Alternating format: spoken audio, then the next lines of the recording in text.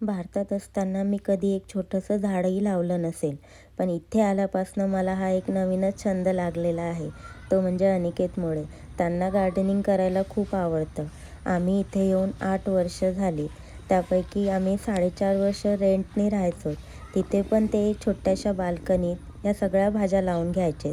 छोट्या छोट्या पॉटमध्ये ते जेवढ्या जागेत त्या जागेत बसेल ते सगळं लावायचे.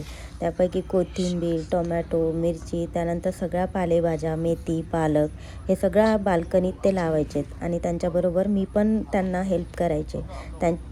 ते करत असतानाच मला हळूहळू या सगळ्या गोष्टींमध्ये आवड यायला लागली आणि आता आम्ही स्वतःचं घर घेऊन आम्हाला 3.5 वर्ष झाली.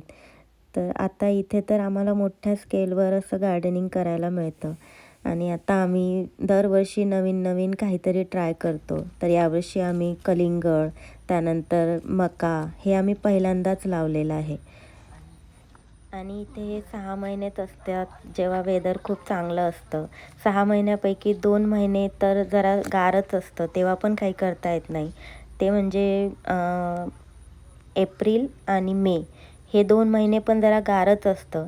नंतर जून, जुलै, ऑगस्ट आणि सप्टेंबर जरा चांगला वेदर असतो. म्हणजे जूनमध्ये इथे प्रॉपर समर सुरू होतो आणि टेम्परेचर 30 किंवा त्यापेक्षा जास्ती 35 डिग्रीपर्यंतही टेम्परेचर कधी असतं. आणि सप्टेंबरच्या एंडपासून इथे थंडी सुरू होते. म्हणजे ऑलमोस्ट नोव्हेंबर, डिसेंबर, जानेवारी आणि फेब्रुवारी, मार्चपर्यंत इथे स्नो पडतो. इथे डिसेंबर ते मार्चपर्यंत तर स्नोच असतो आणि नोव्हेंबरपासनं इथे टेम्परेचर मायनसमध्ये जायला लागतं. तर त्या दिवसांमध्ये तर काहीच करायला चान्स नसतं. मग हे 4 महिनेच असतात जेव्हा हे सगळं करता येतं आणि आम्हाला हे आपले छंद जोपासता येतात किंवा बाहेर पडता येतं आणि गार्डनिंग करता येतं. त्याशिवाय कुठे बाहेर जाता येतं, फिरता येतं. तर ह्या दिवसांमध्ये आम्ही हे सगळं म्हणजे आवर्जून करतो आणि आपली ज्या सगळ्या ॲक्टिव्हिटीज आहेत त्या सगळ्या आम्ही करतो. आणि हे सगळं करण्याचं कारण म्हणजे फक्त यापासून मिळणाऱ्या भाज्या नाहीत, तर हे करताना जे आनंद मिळतो. कारण आपण सुरुवातीपासून म्हणजे सीडिंग करतो तेव्हापासून फक्त ग्रोथच बघतो. रोज दिवसेंदिवस वाढतानाच बघतो. ते बघून एक वेगळी पॉझिटिव्हिटी येते की ग्रोथ काय असते, जे आपण मेहनत करतो, जे सीडिंग करतो त्यापासून रोप कसं तयार होतं, ते कसं वाढतं, त्याला फळं कशी लागतात, त्याला फुलं कशी येतात, हे सगळं बघणं म्हणजे एक पॉझिटिव्हिटी असते आणि आपल्या मनावर पण त्याचा चांगला परिणाम होतो. जे निगेटिव्ह विचार असतात ते येत नाहीत आणि हे करताना म्हणजे आपल्याला आपण केलेल्या मेहनतीचं फळ मिळतो, तो एक वेगळा आनंद असतो. त्याशिवाय मन प्रसन्न राहतं. हे सगळं करून शरीर दमतं. असं वेगळं काय एक्सरसाइज करायची गरज नसते आणि शरीर दमल्यामुळे रात्री झोपही खूप छान येते. आणि आता इथे दिसतच असेल तुम्हाला, आम्ही केलेल्या मेहनतीचं फळ आता हळूहळू दिसायला लागलेलं आहे. प्रत्येक झाडांना, रोपांना छोटी फळं यायला लागलेली आहेत. इथे काही भेंडीच्या रोपांना पण छोट्या भेंड्या लागलेल्या आहेत. त्यानंतर शेंगांच्या झाडांना पण फुलं यायला लागलीत. काही रोपांना छोट्या शेंगा पण आलेल्या आहेत. त्यानंतर जी कोबी आहे, पत्ताकोबी, ती पण छान झालेली आहे. तसंच सगळ्या झाडांना, इथे मक्याच्या झाडांना छोटी कणसं यायला लागलेली आहेत. तर हे असं सगळं बघून खरंच खूप आनंद होतो.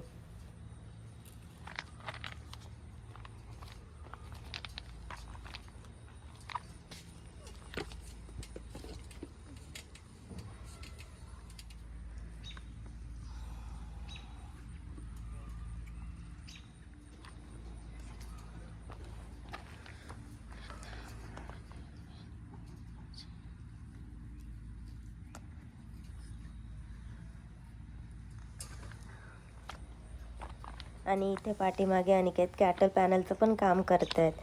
ती वेलं चढायला, त्याला जे बेस लागतं चढायला, तेच ते बांधून घेत आहेत. आणि इथे मिरचीच्या रोपांना पण आता छोटी फुलं, काही याला तर छोट्या मिरच्या पण लागलेल्या आहेत.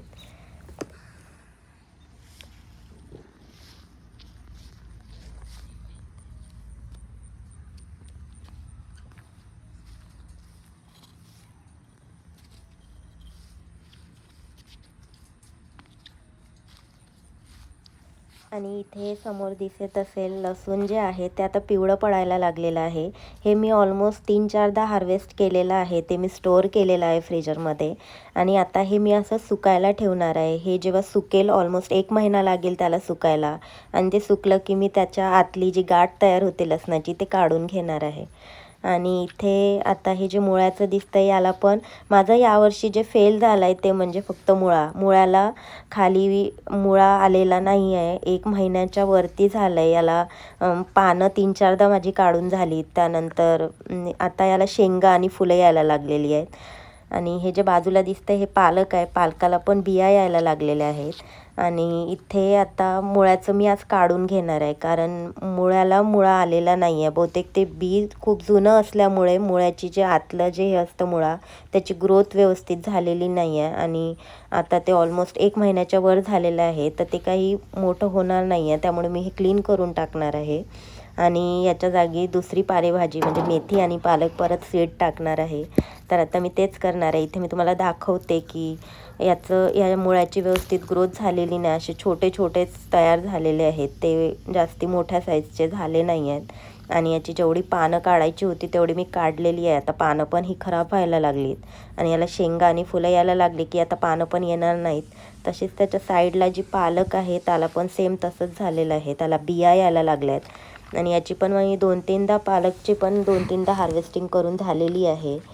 आणि आता त्याला एकदा बी यायला लागलं की मग पानं येत नाहीत. म्हणून मी आता इथे हे सगळं काढून घेत आहे आणि इथे मी परत सीडिंग करून घेणार आहे.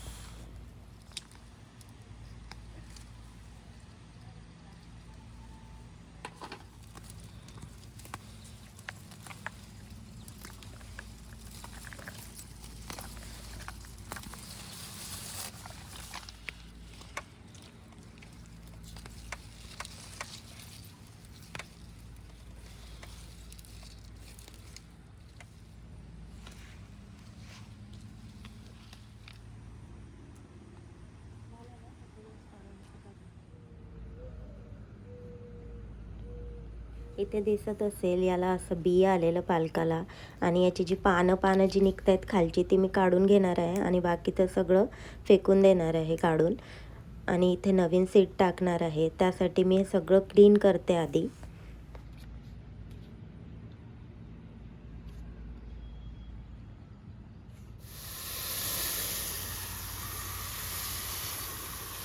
हे जे माझ्या हातात आता दिसतं आहे हे आहे पालक आणि मेथीचं बी. जे हिरव्या रंगाचं पॉलिथिनमध्ये आहे ते पालकाचं बी आहे आणि जे ते वाटीत आहे ते मेथीचं आहे. तर ते आता मी इथे सीड टाकून घेणार आहे. मी आधी सगळी ही माती ओली करून घेतली आहे आणि आता इथे मी सगळं सीडिंग करून घेते आहे.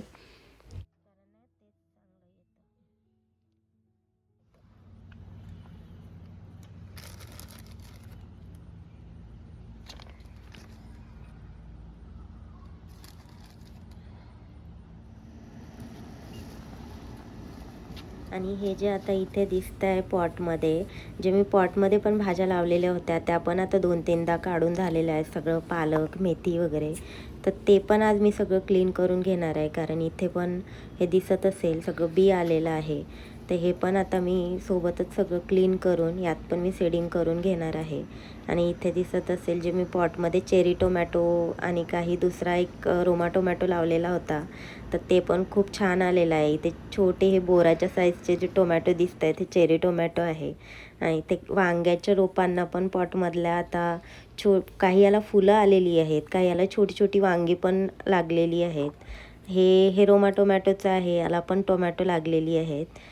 आणि आता माझं काम तर सुरूच राहणार आहे. पण तुम्हाला जर व्हिडिओ आवडला असेल तर लाईक, शेअर आणि सबस्क्राईब करायला विसरू नका. Bye bye.